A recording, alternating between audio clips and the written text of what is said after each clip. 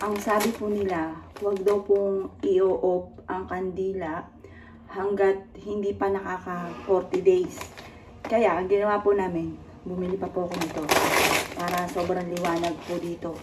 Pero, hindi na po namin ino-off talaga yung ilaw dito sa loob ng bahay para laging maliwanag. Kasi, sabi po nila, para daw, parang ito yung magiging liwanag para si Jovelyn ay makaakyat sa langit. Kaya, bibigyan ko ng maraming liwanag para sigurado makaakyat ka agad siya sa langit. Ano na? Sabi sa'yo, kaya matagal. Start sign up. Paano yun? Doon sa may ano mamaya. Kailangan. Yan po. Sabi sa'yo, kaya matagal eh. Ayan po. Yan.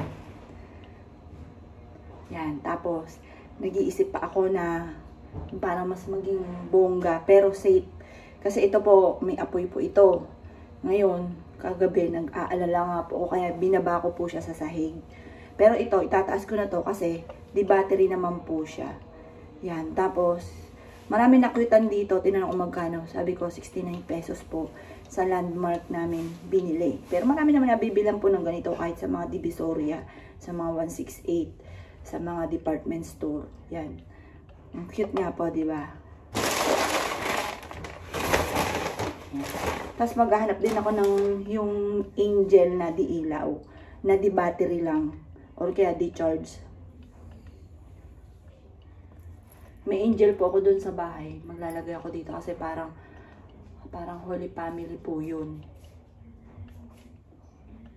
Ayan.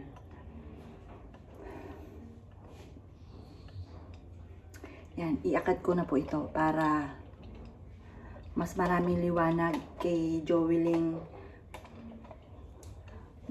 mahal. Mahal kong anak. Arit. Yan. Ito po siya ilalagay. Dito. Yan. Ay, ang cute. Ganda. Ayan. Yan. Kaya lang, mali yung tag price. Kasi, di ba dapat nakaharap ka. So, yung tag price, iisa-isahin tanggalin. Kasi dapat sa likod. Sa likod dapat yung price. Para hindi kita. Ngayon, matanggal na.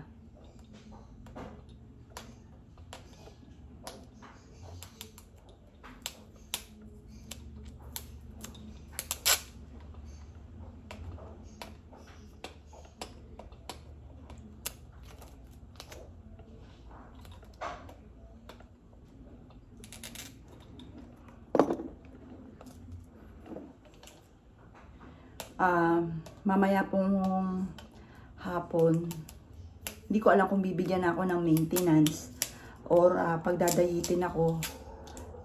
Kasi nga po, 240 yung sugar ko. Yan. Pero tingin ko, siguro kaya din po kasi matakaw din po talaga ako. Kami dalawa ng anak kong panganay, matakaw po kami. Tigas ang ulo po namin. Siguro sa akin, kaya hindi po ganun masyadong mataas. Pero inaasahan ko mataas nga po dahil isa rin ako sa matakaw. Siguro kaya hindi rin po ganun kataas dahil yun nga po, kilos ako ng kilos. Kahit hindi ako mag-jogging, dito pa lang po sa amin, pawis na po ako. Sa dami po ng mga ginagawa. Yan, naglalaba po ako ngayon. Katapos ko lang magluto. Tapos maglilinis ako sa taas, sa terrace. Pag ako pa naman ay pawisin. Yan, yung anak ko, hindi po yung pawisin. Yung po, ano pa, paano nga po yung boyfriend po niya kasi parang ano po, hindi po siya pinapawis. Tapos nung nag-aircon po, parang saka siya pinawis. Kaya sabi, baliktad, kung kailan nasa aircon, ay doon pinawisan. Pero sa labas, hindi po siya pinapawisan. Kahit gaano kainit, hindi po siya pinapawisan.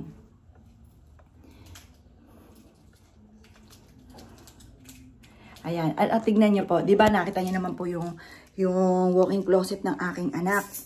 Mantalang yun sa akin. Nakalagay lang sa cabinet na siksik Pagtapos yung iba nasa parang marumihan. Ayan, pinatanggal ng mister ko yung mga picture po niya.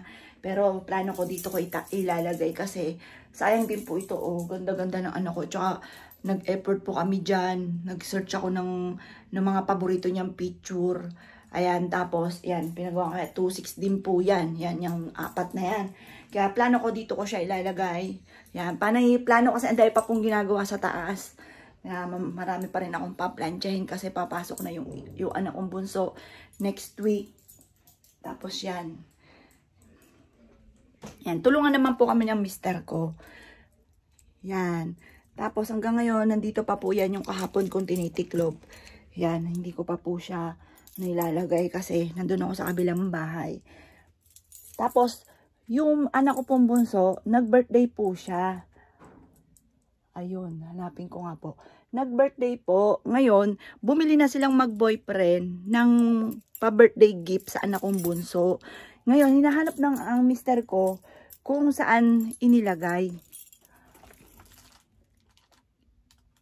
Ayan. Alam ko, nandito-dito lang.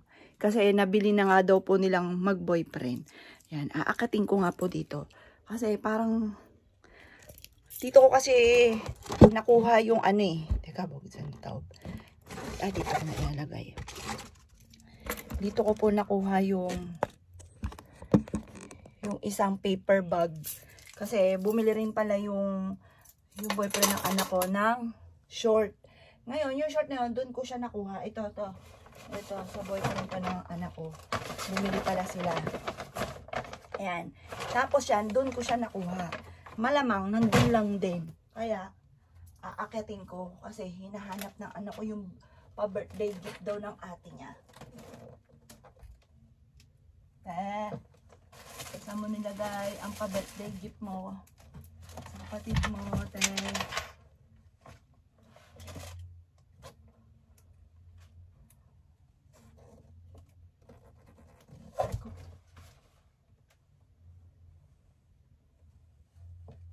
Nakabili na daw po kasi. Alam niyo naman po ang mga bata.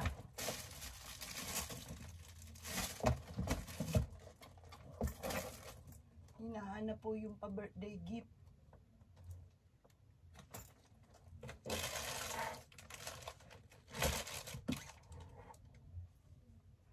Hindi ko mahanap. Sa susunod ko nahahanapin. Pero alam ko nandito lang yun eh.